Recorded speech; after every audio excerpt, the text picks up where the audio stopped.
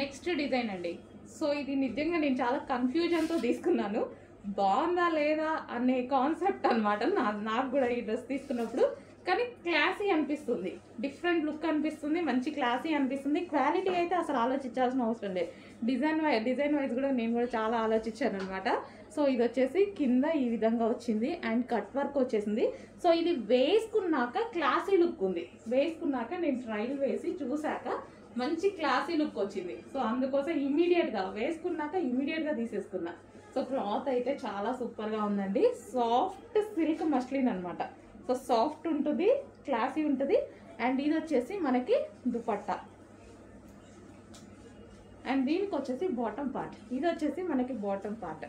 So చూసుకొని కొంచెం ఫాస్ట్గా ఆర్డర్ చేయండి, వేసుకుంటే దీని లుక్ చాలా బాగుంది. డిఫరెంట్ షేడ్ అనమాట.